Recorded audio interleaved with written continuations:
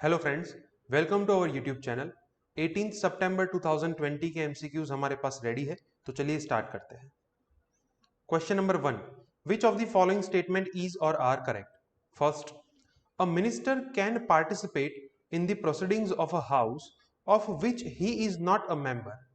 Second, a person can not be a minister if he is not a member of parliament. तो चलिए देखते हैं correct answer क्या होगा। The answer is A, one only. First जो है वो करेक्ट है, सेकंड इज इनकरेक्ट। अब देखिए फर्स्ट स्टेटमेंट करेक्ट इसलिए है बिकॉज अगर कोई मिनिस्टर है, if he belongs to Lok Sabha, but he can also participate in the Rajya Sabha and vice वर्सा।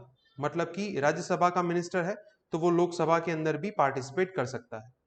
तो ऐसा जरूरी नहीं है कि वो जिस प्रोसीडिंग्स में पार्टिसिपेट कर रहे हैं उसी हाउस के मेंबर होंगे, ऐसा जरूरी नहीं है। फर्स्ट जो है वो करेक्ट होगा। सेकंड इज इनकरेक्ट बिकॉज अगर कोई पर्सन मेंबर ऑफ पार्लियामेंट नहीं है फिर भी वो मिनिस्टर बन सकता है। So a person can be a minister even if he is not a member of parliament, but only for the period of 6 months। 6 महीने के अंदर उनको मेंबर ऑफ पार्लियामेंट बनना होगा कंपलसरी, राइट। तो सेकंड जो है वो इनकरेक्ट है। Our answer is A, one only. So आज के न्यूज़पेपर में ये आर्टिकल है कि ये जो पंजाब से एमपी है मेंबर ऑफ पार्लियामेंट, उन्होंने कैबिनेट को क्विट किया है over the agricultural bills. Question number 2, which of the following statement is or are correct about the Farmers Produce Trade and Commerce Promotion and Facilitation Ordinance 2020? First, the ordinance does not allow interstate trade of farmers produce. Second, state governments are allowed to levy market fee on farmers or traders. चलिए देखते हैं correct answer क्या होगा। The answer is D, neither one nor two. दोनों statement incorrect है। अब देखिए ये ऑर्डिनेंस के अंदर interstate as well as intrastate trade of farmers produce जो है उसको अलाउ किया गया है, that to outside the market of state government. मतलब कि जो एपीएमसी है उसके बाहर भी फार्म प्रोड्यूसेस जो है उसको सेल कर सकते हैं, इंटरस्टेट एंड ऑल्सो इंट्रास्टेट। तो फर्स्ट जो है वो इनकरेक्ट होगा। सेकंड जो है वो भी इनकरेक्ट है because under this ordinance central government ने ये क्लियर डायरेक्शंस दी है कि स्टेट गवर्नमेंट के पास अब ये अथॉरिटी नहीं रहेगी कि वो किसी भी टाइप की मार्केट फी जो है वो किसी फार्मर या ट्रेडर के ऊपर लगा सके। तो यहां से स्टेट गवर्नमेंट का रेवेन्यू जो है वो कम होगा। तो सेकंड जो है वो इनकरेक्ट है बिकॉज यहाँ पे अलाउ किया है ऐसा कहा है इस वजह से। तो second statement is incorrect. Our answer is D, neither one nor two. तो ये फार्म ऑर्डिनेंसेस जो है उसका बिल रिसेंटली पार्लियामेंट में इंट्रोड्यूस हुआ है, इस वजह से ये न्यूज में है। दूसरी चीज की पंजाब हरियाणा रीजन में इस ऑर्डिनेंसेस को लेके काफी प्रोटेस्ट चल रहा है, इस वजह से भी ये न्यूज में है। Question number 3, which of the following statement is or are correct about the farmers empowerment and protection agreement on price assurance and farm services ordinance 2020? First, the ordinance provides for a farming agreement prior to the production or rearing of any farm produce. Second, the sponsor of the agreement will be responsible for the procurement of farm produces. तो चलिए देखते हैं correct answer क्या होगा।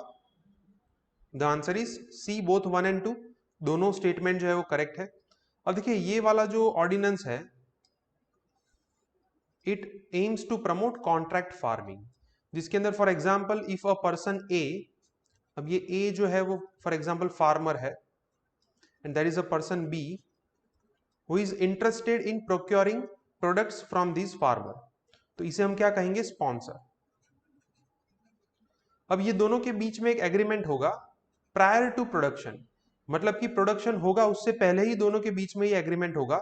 The B will assure that he will pay certain amount of price to the farmer even if the production is low, right. तो ये पहले से डिसाइड किया जाएगा कि इतनी अमाउंट जो है वो दी जाएगी, प्रोडक्शन का वॉल्यूम चाहे कितना भी हो, राइट। तो इसे कहते हैं contract farming. So it aims to promote contract farming agreement prior to the production. First जो है वो करेक्ट है। अब इसके अंदर इस फार्मर के पास से पेमेंट एंड डिलीवरी की रिस्पॉन्सिबिलिटी जो है, प्रोक्योरमेंट की रिस्पॉन्सिबिलिटी, वो स्पॉन्सर की रहती है अंडर दिस कॉन्ट्रैक्ट फार्मिंग। तो सेकंड जो है वो भी करेक्ट है। Answer is C, both 1 and 2। Again ये भी एक दूसरा फार्म ऑर्डिनेंस है जो न्यूज में रहता है, उसको लेके भी काफी सारे प्रोटेस्ट चल रहे हैं इस वजह से। Question number 4, which of the following steps can be helpful to control the price rise of vegetables? First, improving storage facilities. Second, increasing transportation. Third, creation of cooperative groups. तो चलिए देखते हैं करेक्ट आंसर क्या होगा। The answer is D, 1, 2 and 3। तीनों step जो है they can be helpful to control the price rise of vegetables. अब देखिए इंडिया के अंदर अगर हम स्टोरेज फैसिलिटीज की बात करें, सो अभी जो हमारी कैपेसिटी है और अभी हमारा जो वेजिटेबल प्रोडक्शन है, दोनों के बीच में जो मिसमैच है, so deficit stands at around 30 to 40 lakh tonne. इतनी कैपेसिटी कम है as compare to the production of vegetables.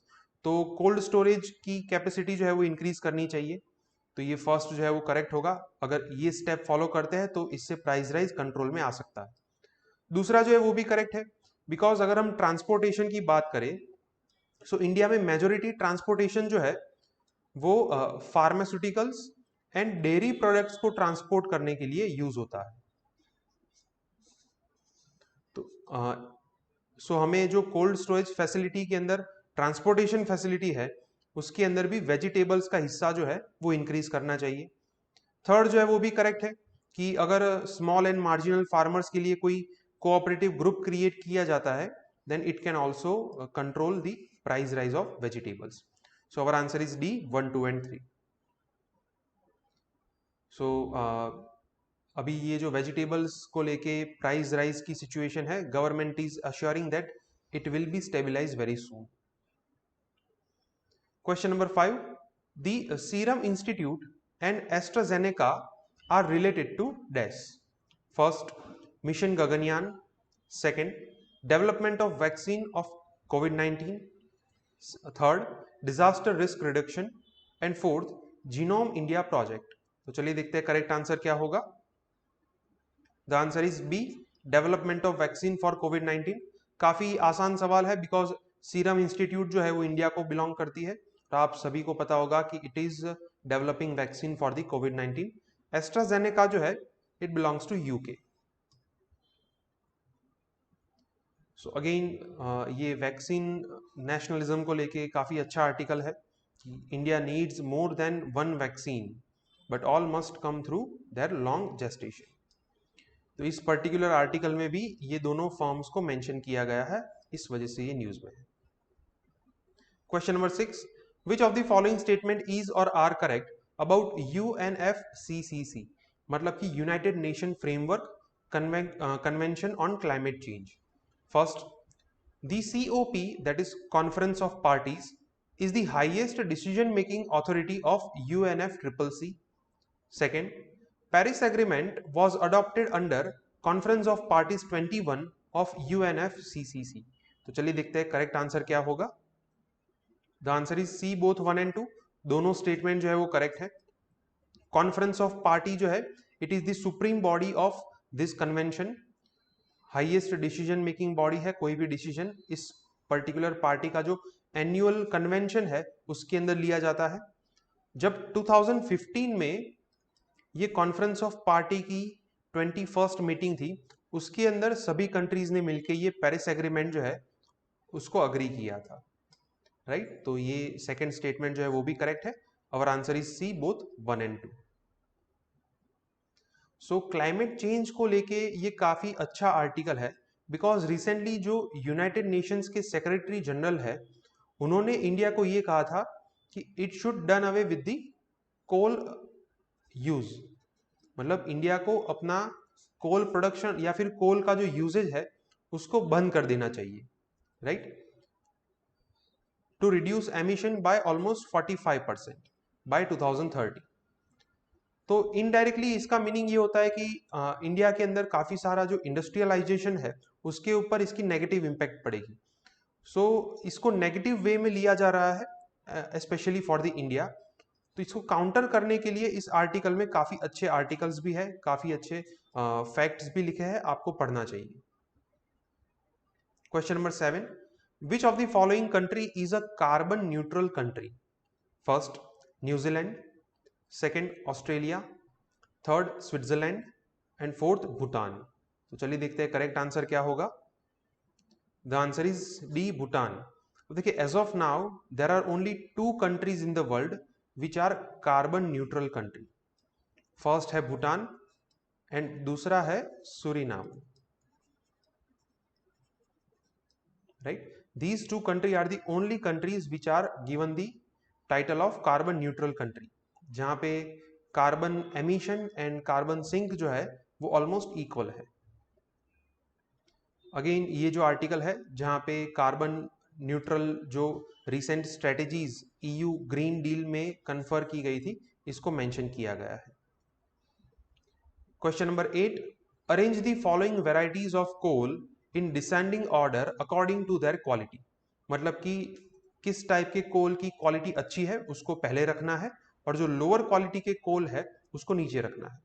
So first is bituminous, second is peat, third is anthracite and fourth is lignite. तो चलिए देखते हैं करेक्ट ऑर्डर क्या होगा। The correct order is A 3142। सबसे हाईएस्ट क्वालिटी होती है एंथ्रेसाइट कोल की, जिसके अंदर ऑलमोस्ट 85 to 90% कार्बन कंटेंट होता है। It is the highest quality coal जो इंडिया में काफी कम अवेलेबल है। It is available in smaller quantity in Jammu and Kashmir.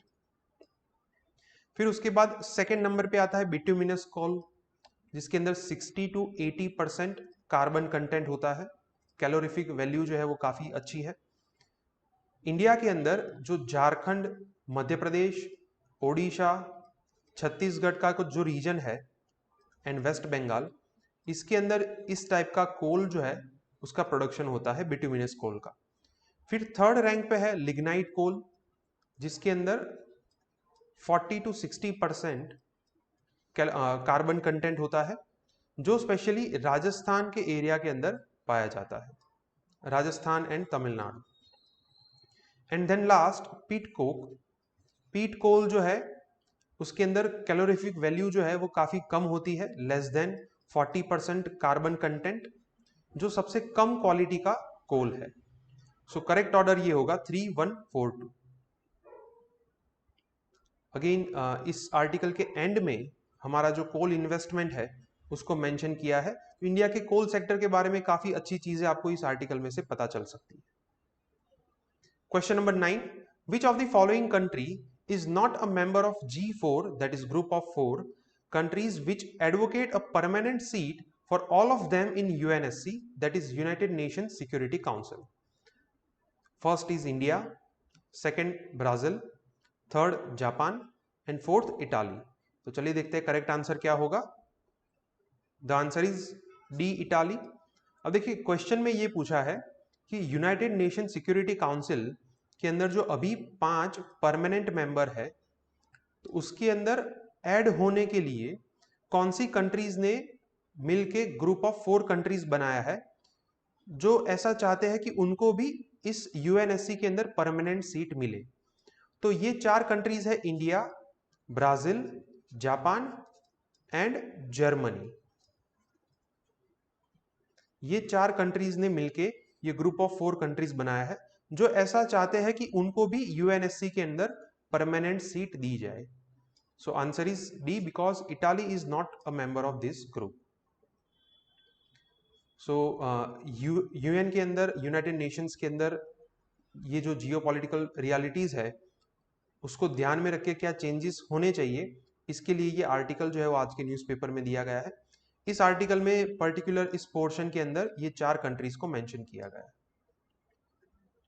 Question number 10. Which of the following fall under the expression freedom of speech and expression as per Article 19 of the Indian Constitution? First, freedom of commercial advertisement. Second, right to propagate one's views. Third, right to know about government. तो चलिए देखते हैं correct answer क्या होगा. The answer is D 1, 2 and 3.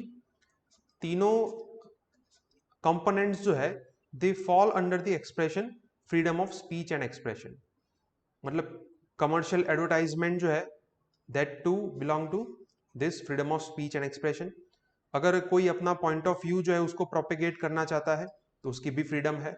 और government के बारे में आपको कोई इंफॉर्मेशन चाहिए so that too comes under the freedom of speech and expression. उसके लिए गवर्नमेंट ने लेजिस्लेशन भी बनाया है that is right to information. So our answer is D 1, 2 and 3. सो फ्रीडम ऑफ स्पीच एंड एक्सप्रेशन के बारे में ये काफी अच्छा आर्टिकल है जो जुडिशरी से रिलेटेड है. ओके फ्रेंड्स, तो आज के 10 MCQs यहाँ पे कंप्लीट होते हैं. अगर आपको कोई डाउट है तो आप कमेंट सेक्शन में लिख सकते हैं. हमारे वीडियो पसंद आए तो इसे लाइक कीजिए और हमारे चैनल को सब्सक्राइब कीजिए. Thank you.